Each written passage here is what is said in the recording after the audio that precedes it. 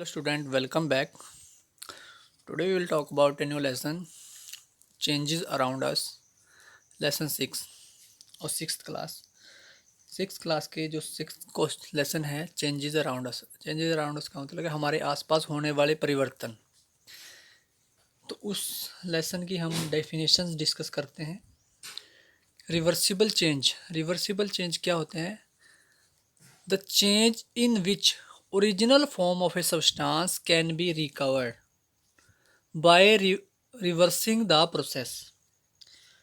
कि जिस परिवर्तन के अंदर कोई भी पदार्थ जिसको हम रिवर्स करके वापस उसी फॉर्म में, जिस फॉर्म में पहले था उसी फॉर्म में वापस लौटा दें उसको, तो that is called reversible change. The change in which original form है सब्सटेंस, कि किसी भी सब्सटेंस को कि जो ओरिजिनल फॉर्म है जिसमें वो पहले था, हमने उसको दोबारा उसी फॉर्म में ले कर दिया वापस कन्वर्ट, तो उसको रिवर्सिबल चेंज कहते हैं। रिवर्सिबल चेंज में जैसे कि कोई भी आप मेल्टिंग ऑफ आइसक्रीम, अगर आइसक्रीम पिघल जाए तो उसको दोबारा हम फ्रिज में रख के उसको दोबारा जमा सकते हैं। या फिर बॉइलिंग वाटर, अगर पानी को गर्म कर दिया तो उसको फिर वो ठंडा हो जाएगा, फिर उसको गर्म कर सकते हैं।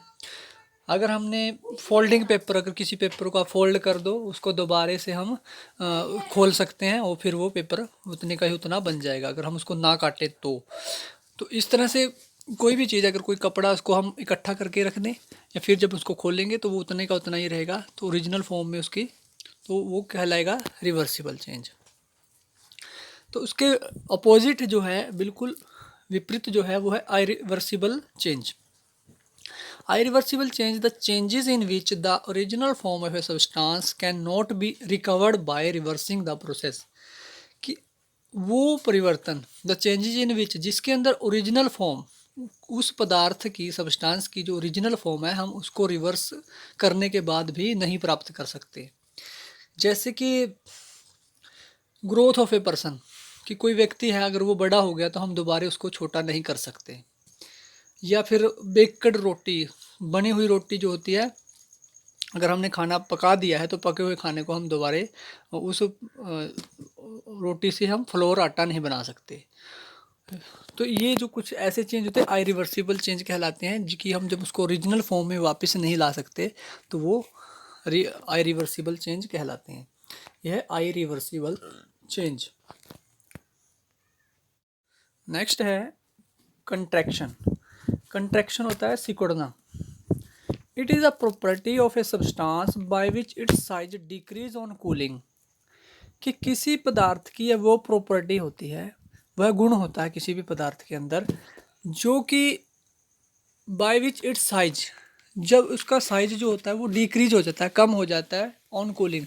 जैसे उसको ठंडा किया जाता है तो ठंडा होने पर वो पदार्थ गर्म करते हैं तो वो बढ़ जाता है, और ठंडा करते हैं तो उसका जो साइज है वो कम हो जाता है, सिकुड़ जाता है।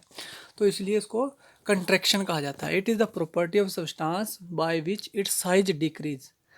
वह गुण, किसी सब्सटेंस का वह गुण जिससे उसका साइज डिक्रीज हो जाता है, उसको कंट्रैक्शन कहते हैं।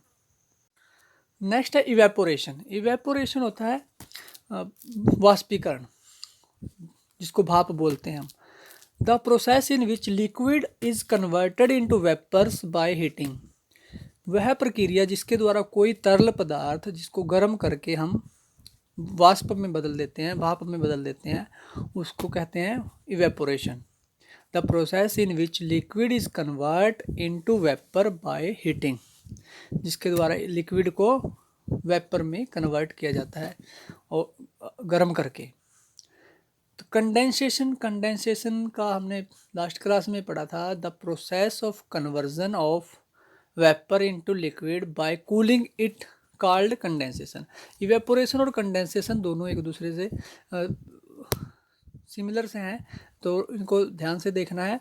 The process of conversion of vapour, तो कन्वर्जन ऑफ वेपर, जो हमने वाष्प बनाए हैं उसको दोबारा पानी में कन्वर्ट करना है, लिक्विड में कन्वर्ट करना है, वो प्रोसेस कहलाता है कंडेंसेशन। परंतु जब लिक्विड को हम वाष्प में बदलते हैं वो इवेपोरेशन कहलाता है। ये दोनों ध्यान से देखने की बड़े जो है डेफिनेशंस हैं कि इनमें थोड़ा सा जो अंतर यही है कि जो विच लिक्विड जो the process of conversion of vapour into liquid bye cooling is called condensation, कि वह प्रक्रिया जिसके द्वारा किसी वेपर्स को, भाप को, वाष्पों को हम लिक्विड में कन्वर्ट करते हैं तो उस प्रक्रिया को कंडेंसेशन कहते हैं, और जब लिक्विड को वाष्प बनाते हैं तो वो इवेपोरेशन कहलाता है।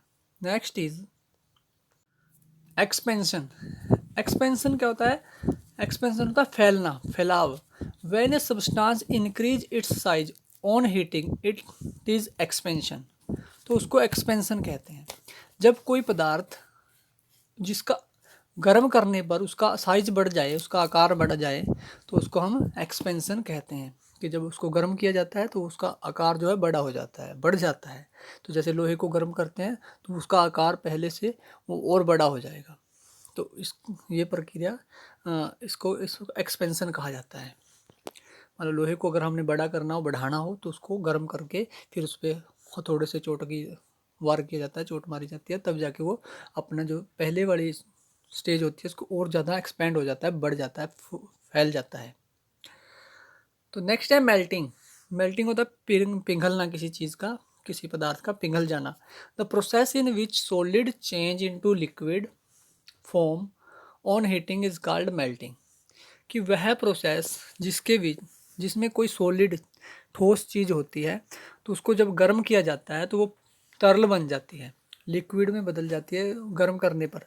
इसको हम मेल्टिंग कहते हैं, पिघलना कहते हैं, कि जब कोई ठोस पदार्थ जिसको गर्म करने पर वो पिघल जाए, जैसे मोम है, उसको गर्म करेंगे तो वो पिघल जाएगा, तो वो मेल्टिंग कहलाएगा। कंब्यूशन। कंब्यूशन होता है दहन। दहन होता है आग का जलना। जैसे the oxidation of a substance producing heat and light is called कंब्यूशन।